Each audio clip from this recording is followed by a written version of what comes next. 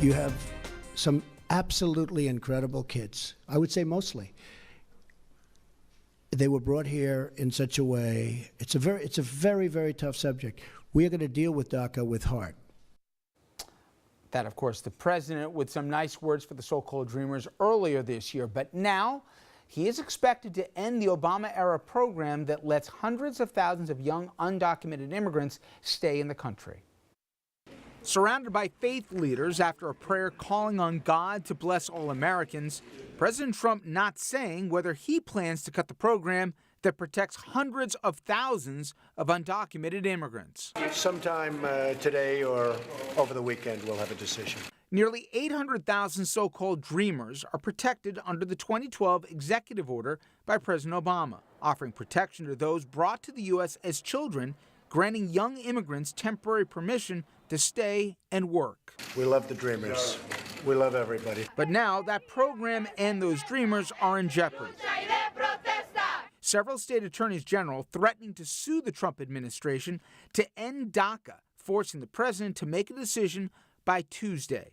Today, the White House saying this. The president's priorities on immigration are to create a system that encourages legal immigration and benefits our economy and American workers. The president's been very clear. He loves people and he wants to make sure that this decision is done correctly. Leaders of some of the country's biggest businesses like Facebook, Apple, Amazon, and Google urging the president to protect the program. And even big-name Republicans, including House Speaker Paul Ryan and Senator Orrin Hatch, backing the push to preserve DACA.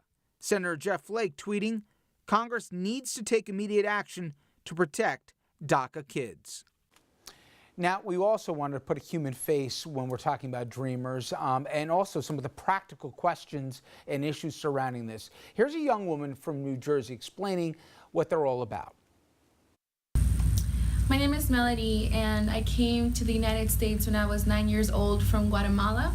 I came here with the promise of a new life, and as many other undocumented students, we have worked very hard to contribute back to this country, receive our education here, and give back to our communities. Joining us now, Karen Anderson. She's an immigration attorney at Neighbors Link Community Law Practice. We've spoken many times, but now the threat seems to be becoming, in all likelihood, more of a reality, that come Tuesday, the president is going to step away from the promise and step away, in effect, from the Dreamers population. But let's put a face on. We showed one young lady. You have kids who came here as infants that don't even speak the language of the country from which they originated. You have soldiers in our military who are dreamers that are in Afghanistan or Iraq. You have valedictorians of high schools. You have college students right now that all fit this description. I'm not so sure when these faces become public, the reaction is going to be maybe what the administration predicts. 2/3 of the public supports this population. Well, I agree. I know these people personally. My office, we represent about 500 people who've gotten DACA status. I work with people who have DACA status. I have friends, colleagues with DACA status, and there's so many people in Westchester with this status. They're wonderful people, hardworking, just like Melody in the video, students at Westchester Community College, at the law school. I can't believe that people will not wake up and be shocked when the reality of what's happening hits them. Well, to put it in more immediate terms, right now in Texas, there is reports that people literally whose entire lives have been washed away, they're not going to relief shelters, and they're not getting basic substance because they're afraid they could be rounded up. And they've gotten contradictory messages. Some of the folks on the ground say, including the governor, no, we're not looking to round up or deport. But then you have people from Homeland Security saying, yeah, we're getting ready with ICE to deport as well. When you talk about people not going for basic aid to live and survive in the middle of a natural disaster, I can only imagine apply that now nationally. Will people go back into the shadows? I think that's a real concern, and I think it's particular. That's why I think an attack on the DACA population, this is what this really is. We can talk about law and administrative decisions and all the technicalities. But the reality, we're talking about human lives, and people put their hope in this country. And just to take that away from them, you know, you're talking about people of various statuses who may be afraid to talk to, you know, public services or law enforcement in Texas. We're talking about people who actually had the courage to come forward and relied on our government. And politically, because sometimes, obviously, some politicians do it on principle, others do it on polls. I showed that 2/3 of the public supports this. But, Andrew, it's interesting to me in the border states, where you think the immigration is the biggest issue, Senator Flake and others, they've come out publicly and said, don't do this to the administration, maybe for some of the reasons we've already discussed and also some of the polling. I don't think there's an appetite to do this as there was a year ago, 8 months ago. And I certainly think, as I said, when the optics get out there, it's going to even be a harder sell. Well, there's certainly the optics of it and the stories of the individual young people whose lives would be upended by this. But keep in mind, these young people they didn't come here by themselves. Unless, Karin, you've had an experience with any of them who did come here by them. But they find themselves in communities and in families. And in those families, there are American citizens. There are people who are eligible to vote. And of course, there are neighborhoods where those families reside. And there are plenty of American citizens and people who are eligible to vote there. So just from a very selfish electoral standpoint, yes, you might make a move on these 800,000 young people who can't have any say in the electoral process. But, excuse me, those 800,000 people have millions of relatives who do have access to the electoral system. And politicians don't want to upset those votes. And as a person, Jericho, has been dealing with messaging, here's what I envision. I saw the number of stories when I started rounding up people, the people who are bedrocks in their communities, guys who own the most popular diner in town for 20-something years. All of a sudden, people who voted for Trump said, no, this isn't what we meant. We didn't want to be, all of a sudden deporting these people. Now imagine talking kids. And you don't know what you're deporting them to. And then you're talking about all of a sudden classmates of the kids. I think the president, first of all, I don't agree with the policy if he does, in fact, try and reverse this.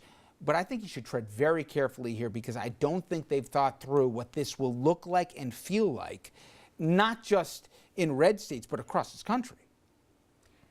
I agree. I think this is a time for him to step up and actually be presidential. I think what this country needs right now, specifically with this issue, is clarity and compassion.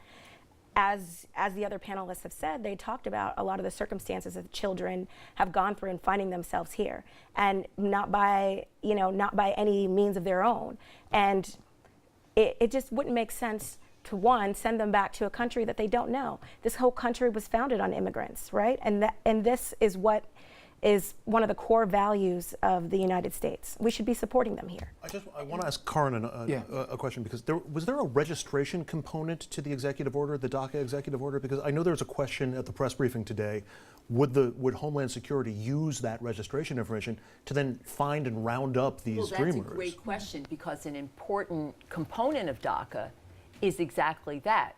Unlike other provisions created by the federal government to address people who are in the United States in an irregular status in the past, with DACA there was no confidentiality measure, and which means that if people signed up for this program knowing that their information could be shared with enforcement, and I think that clarifies for us the stakes. So we have people, once you, as you were saying, once you start talking about immigration policy and start thinking about people, the guy who works in your deli, the mom that's friends, the mom of your child's classmate. These are people whose lives are going to be affected by this very directly. It's not just the numbers. It's not just what the law is. It's people who put trust in our government. They reported. Well, that's a key thing, because I think people think they meld the whole immigration debate and said, our government gave these people their word that we were not going to deport them, that they were a protected class, 800,000 kids. We gave our word.